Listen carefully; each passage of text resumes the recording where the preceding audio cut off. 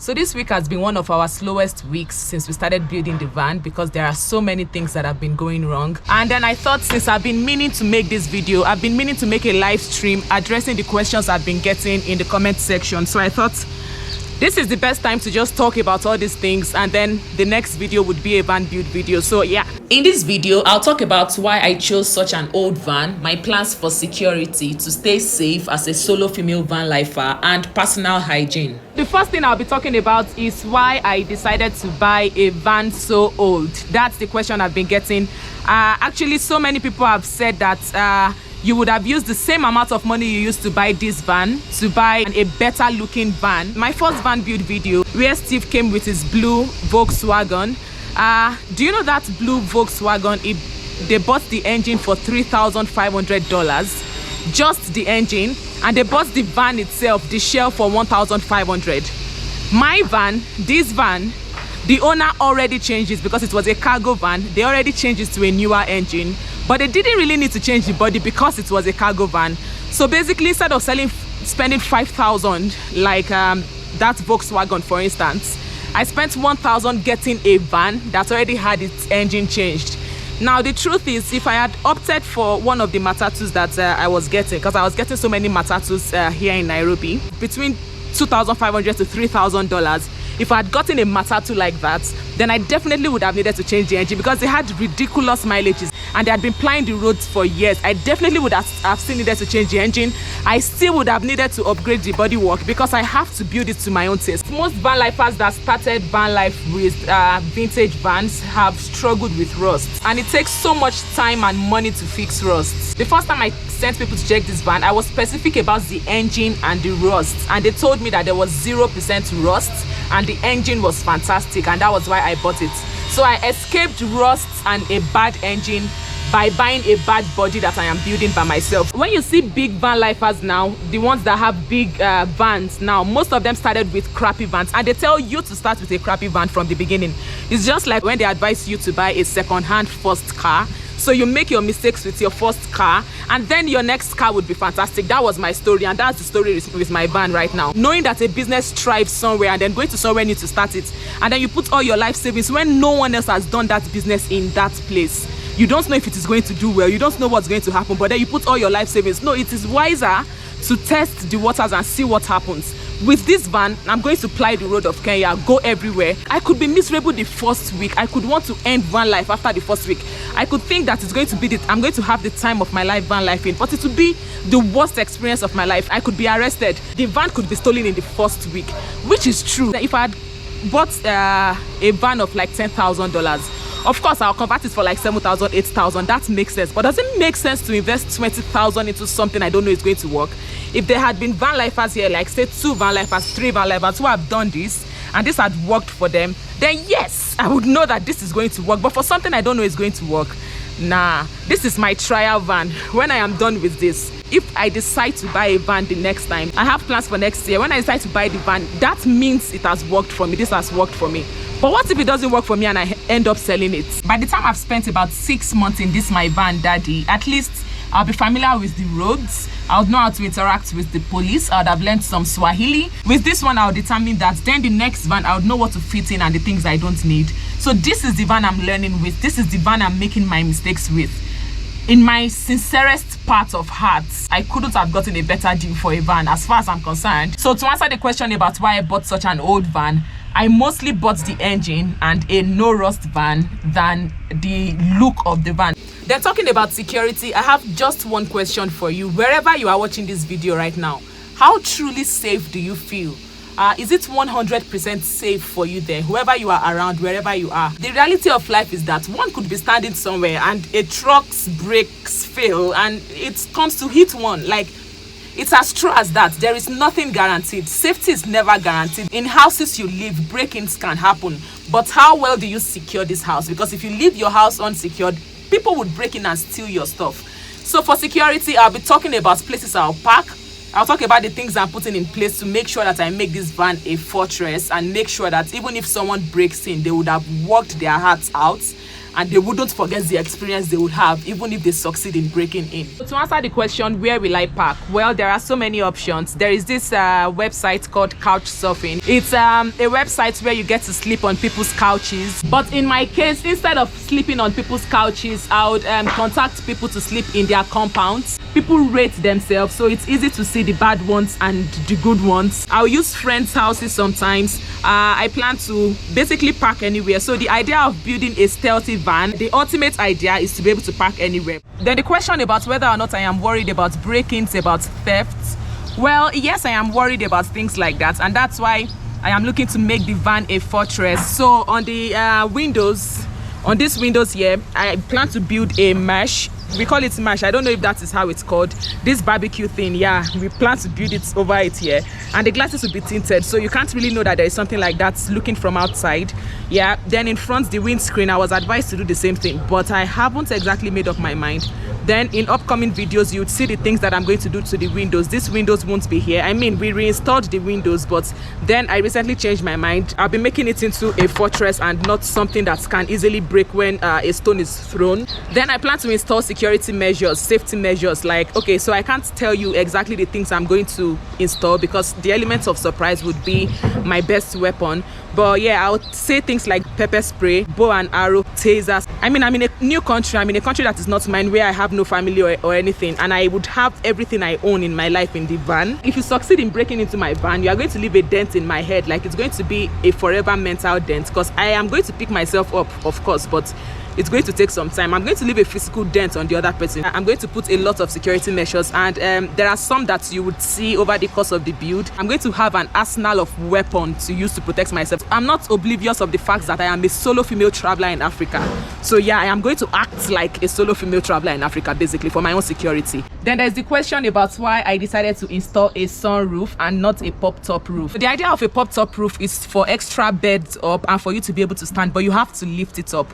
Now, as a solo female van lifer in Kenya, one of the advantages, one of the things I can do to be stealthy is never to lift up a roof, to make people know that this is a camper van. Because for me to use it, it has to show that it's a camper van, which doesn't work for me because that restricts me in like places I can park are like camping sites and everything. I can't just park the van on the street, or I would never be able to lift up the sunroof or the pop-top roof. So it's just there. No air is coming in, nothing. It's just there, useless. The van is already an attention seeker. When you see it, it seeks attention. It's vintage, and everything around it makes someone want to look at it twice. And I think it's going to make my life much easier if I don't have to show people that a female is the person in this van. So if I don't have to ever open the windows, and my sunroof serves everything, when I am cooking, when I am sleeping and everything, my sunroof can be open. That is going to be extra security for me. I open my sunroof and nobody knows that anything has changed in the van. Nobody knows anybody has done anything. So the sunroof for van lifing in Africa, sunroof, in my own opinion, was what works best for me for my security. Then for the fiber thing, there is this fiber thing people do on top of their van, and it raises it up. For someone who is just like half an inch below 6 feet, if I wanted to raise it up, I'll raise it up so high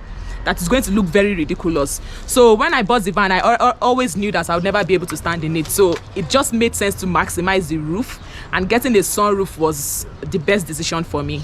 In all, I think being secure is awareness. It's something you are conscious of, something you do intentionally. Common sense, little things like making sure wherever I park for the night, I make sure the front of my van is always facing the exit, so if I have to bail at any time, I'm out without having to reverse.